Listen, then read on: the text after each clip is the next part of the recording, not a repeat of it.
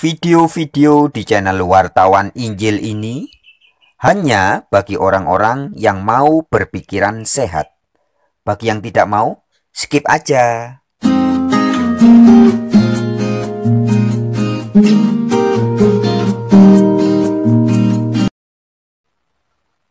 Janganlah kita menilai ajaran suatu agama dari melihat kelakuan orang-orang yang mengaku sebagai pengikut agama itu.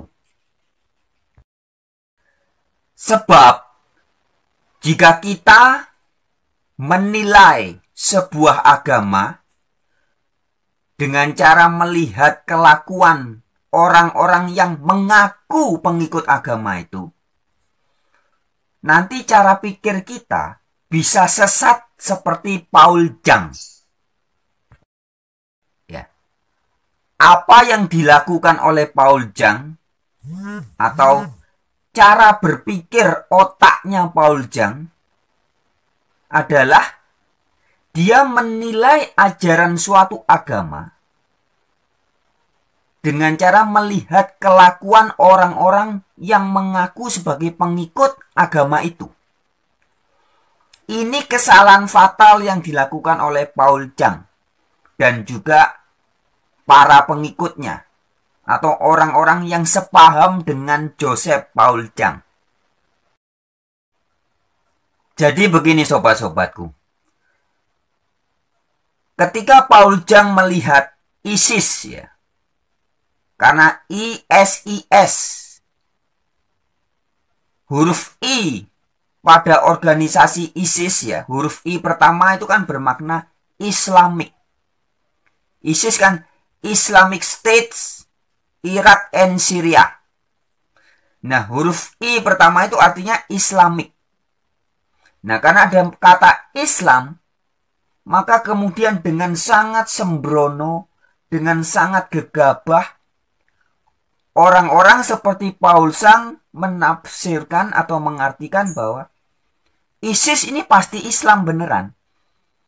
Sehingga karena ISIS jahat dan radikal, maka diartikan sama dengan Nabi Muhammad juga jahat dan radikal. Kesimpulan dia sesederhana dan sebodoh dan sepicik itu.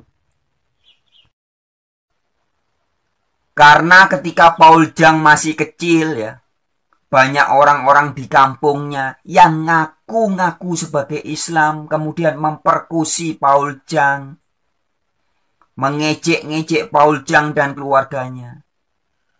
Maka peristiwa itu disimpulkan oleh pikirannya Paul Jang bahwa Nabi Muhammad juga jahat. Ya. Ini yang terjadi. Dan cara berpikir seperti Paul Jang ini adalah sesat pikir atau sebuah logical fallacy. Cara pikir yang menyesatkan. Ya. Saya beri contoh yang lain. Jika cara pikir Paul Jang ini dibenarkan, maka harusnya Paul Jang juga berpikir demikian. Dalam sejarah gereja-gereja yang ngaku Kristen, jadi bedakan ya antara Kristen yang sejati dengan orang-orang yang mengaku Kristen. Gereja-gereja di abad pertengahan yang mengaku sebagai Kristen itu, yang penuh dengan sejarah pertumpahan darah selama sekitar 300-400an tahun. Di abad pertengahan, gereja mengalami masa kegelapan. Ada perang salib, ada pasukan Kristen. Lu bayangkan, ada pasukan tentara-tentara Kristen. Kristen kok bisa ada tentara, ini kan aneh. Tetapi fakta sejarah membuktikan bahwa banyak orang yang mengaku sebagai Kristen tapi jadi tentara, jadi pembunuh. Ya. Bahkan ngaku-ngaku sebagai Kristen tapi mengalami masa-masa kegelapan gereja. Dan itu terjadi perbuatan-perbuatan yang sangat sadis dan sangat jahat dilakukan orang-orang gereja pada abad pertengahan. Nah, fakta dan realitas sejarah ini kok oleh pikirannya Paul Sang tidak diartikan bahwa berarti Yesus Kristus, tokoh pusatnya kekristenan, juga jahat. Harusnya kan berpikirnya begitu kalau konsisten. Ya. ISIS jahat berarti sama dengan Nabi Muhammad jahat. Kan gitu toh. Maka gereja-gereja di abad pertengahan jahat berarti sama dengan Yesus Kristus jahat. Harusnya kan begitu kalau konsisten.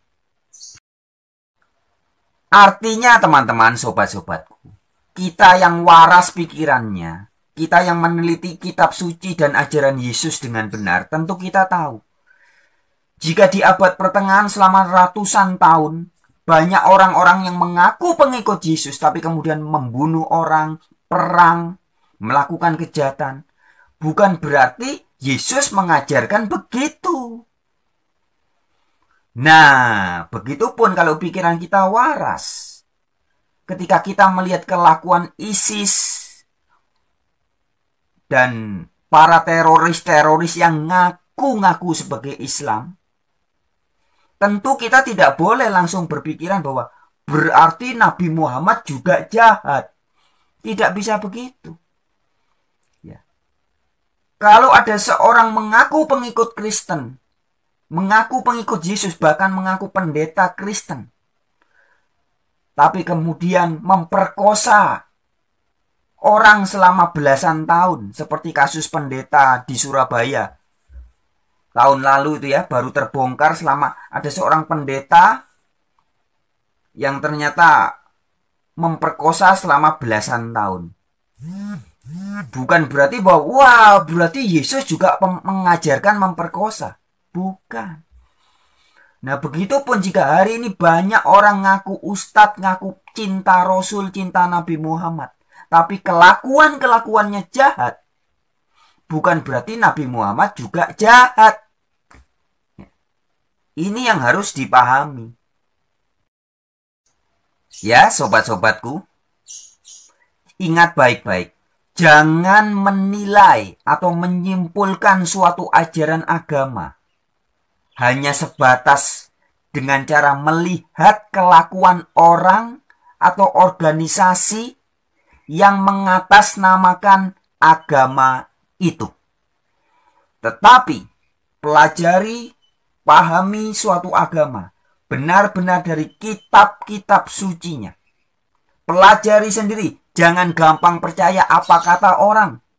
Mau yang ngomong itu pendeta, pastor, ustadz, ulama, jangan asal percaya. Jangan asal percaya, juga jangan asal tidak percaya. Jangan asal menerima, juga jangan asal menolak. Tapi pahami sendiri, baca sendiri, pelajari sendiri.